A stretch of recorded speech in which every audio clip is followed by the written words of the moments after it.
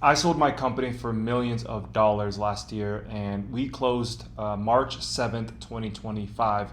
I wanted to share with you the entire process and talk about a couple of lessons that I've learned being 1 year post exit. And this is actually my first time making YouTube videos. I thought I'd start off with probably one of my most important life achievement. So I'm going to jump into it. First, let's talk about the process of going through an exit. I had a real estate service-based coaching business. We were able to scale that business up to about our peak was $619,000 a month. It was awesome. It was a great ride for 3 years. And me and my business partner enjoyed the business, but we thought it was time to give it up and put it into somebody else's hands that has new excitement and will take it to the next level. So our company got acquired by a Canadian VC firm, and the business is still active right now. It's under their hands for the past year. But I wanted to talk about our decision and the process. The process took 8 months. We decided to go to market mainly because business was approaching 3 years old. We had a key management team in place. Mine and my business partner's face was removed, so we weren't on any ads. We weren't, directly talking to our customers unless they were in our one-on-one coaching program. But most of the business was hands off, and buyers love that. Buyers want to purchase an asset that can be transferred over to them without any or with little hiccups. So fast forward, the process took 8 months. We worked with one broker initially. We got an offer for the business. We signed our letter of intent. We were ready to go. We were super excited, but we started to notice that the broker was not as seasoned as we thought. There was a lot of issues that kept popping up throughout the negotiation process. And 1 month into that deal, after us signing that letter of intent, we chose to back out of it. And I know it's crazy because we received a ridiculous offer, which was, again, life-changing money to us.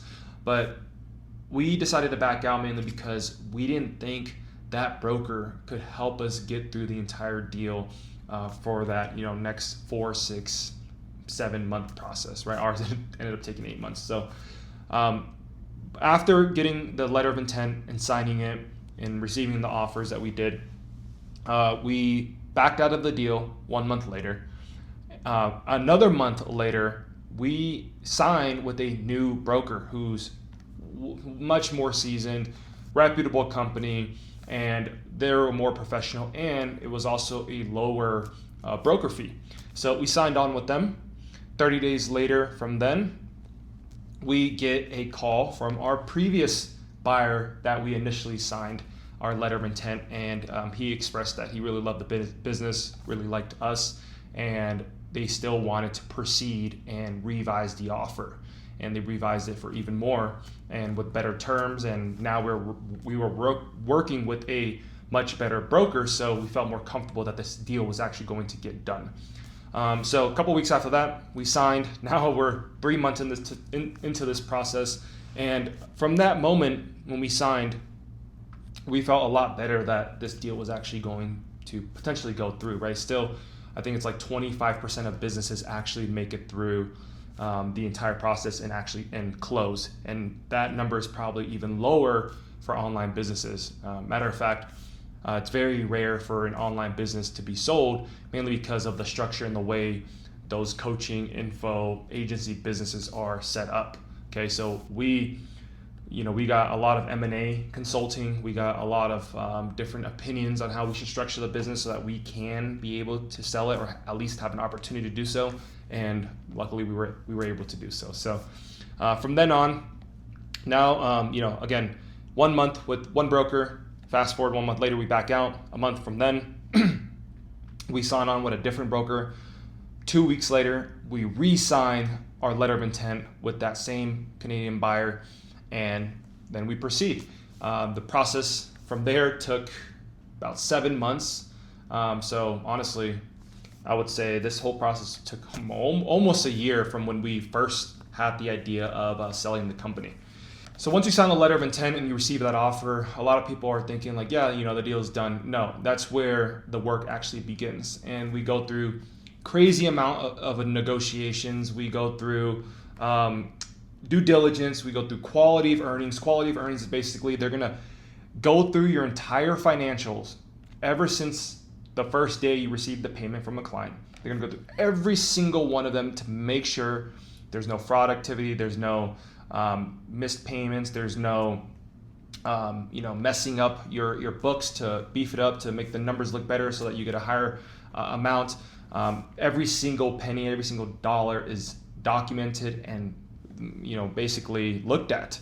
And they ask you tons and tons of questions, and it was probably the most stressful time of my life, right? Going through negotiations, lawyers, brokers, going through financials, while also still trying to keep the company running and trying to hit, record months so that we can get to a bigger payout. So while that was all going on, my hair started to fall off. I started having little patches, and it was alopecia, and the root cause of alopecia is due to stress. And I would wake up one morning, boom, patch of hair gone. Wake up another morning, boom, another patch of hair was gone. And that was because I couldn't rest. I was going through that entire process, stressed out, trying to keep the business afloat, trying to deliver all of these documents that they needed.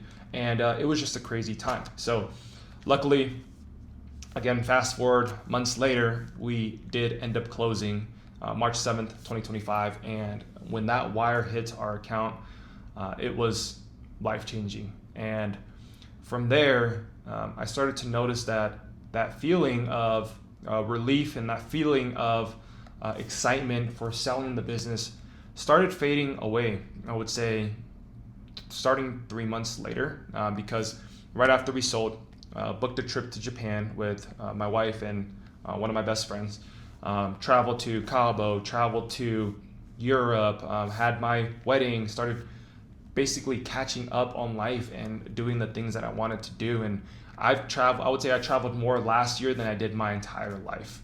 We would fly back home every single month to visit our family in California, and we would just be adventurous, right? No responsibility, just got a big payday from my exit and really just started, catching up on life, like I said.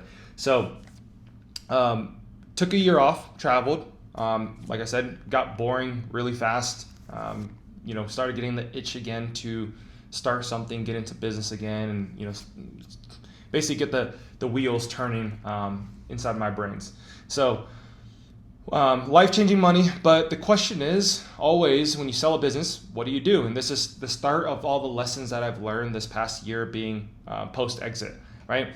So I would say if you're thinking about having an exit or potentially have an exit one day, remember, you want to have something lined up after for when you do sell the company, because once you sell the company, you have nothing on your plate. Now the next thing is like, what do I do? And the last thing you want to do is rush into something because you feel the itch to work on something again, and you end up wasting time on that, and you know how that goes. So try to have something lined up before selling a company, or when you do decide to sell a company, start having ideas of what you're going to work on next. Another lesson that I've learned: you never stop worrying about money, regardless of you hit your first $100,000 month, $200,000 month, you get $1 million paycheck, a couple $1 million payday from your exit. You never stop worrying about money, and that's something that I am actually working on and trying to figure out what is the root of that, right? And because my family was immigrant family and money was scarce, you think that the money that you have is never enough, and you always want more. The goalpost keeps moving. So keep that in mind, that whatever level you're at, if you're setting a goalpost in your mind, yes, obviously still strive for that, still try to achieve that, but keep in mind that it's always going to move, and you never stop worrying about money. Another lesson I learned here: retirement is a scam. Okay, I'm 27 years old, and I basically lived the retirement life for a whole year, more than a year. And I will tell you that it gets boring really fast, and you start having the itch to work on other things. And some days I woke up and I don't like using the word depressed, but I was down because I woke up and I'm like, I literally have nothing on my schedule besides going to the gym for an hour. And that was it.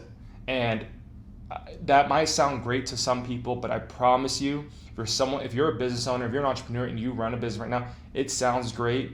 But once you start doing it and months go by, you realize time is just going by and it does not stop. And you're waking up having nothing on your schedule, right? So that was a great period for me because I've always had something going on in my life. I've had school, I got a scholarship to play football, I play football, I practice, then I started working on my businesses. And then from then on, I've always had something going on in my life. So that 1 year period taught me, hey, what are some hobbies you want to get into?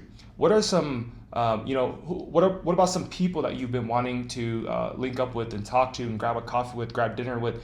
What relationships can you rekindle or build because you were absent the past couple of years? So really helped me and really got me thinking about things outside of business. Okay, and that also leads me to learning to be grateful of the position you are in, because when I was working on the business, I was like, oh, I just want to sell and not have anything to worry about and not pass on these responsibilities and just chill and relax and travel. Then once I did that, I was like, oh, this is cool, but I kind of want to work again, and I kind of want to work on a business again. And I started looking at these people that have businesses, even if it's at 10, 20 grand, 30 grand a month, it was still something that was appealing to me because I was like, wow, they wake up and they have their calendar straight. They know exactly what they're working on and they have something to build and work on. And I believe that's what my purpose is in life. I believe that's what I'm called to do, is to work on and to build things and to build great products that people are proud of and that I'm proud of.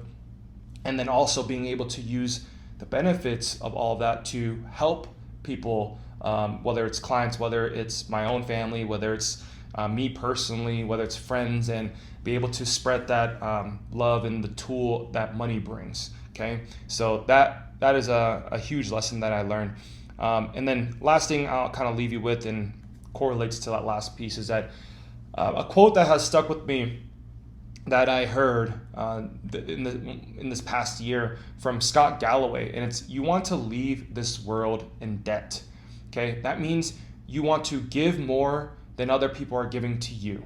You want to do more than what other people are doing. You want to, you don't want to hold scorecards of, hey, this person did this, that means I should only do this just to, be even, right? You always want to do more. You always want to be in debt to people and to this world, not financially, but you want to be in debt to people and to this world, and you want to leave this place better than you found it. Okay, so really, really important quote, and I love that and I stand by that. So if you find this video valuable, hit the subscribe button, like button, drop a comment below if you have any questions. If you are a business owner and you're looking to scale and potentially exit one day, I'm happy to answer any questions. So again, subscribe, hit the like button, drop a comment if you have any questions, and I'll see you on the next video.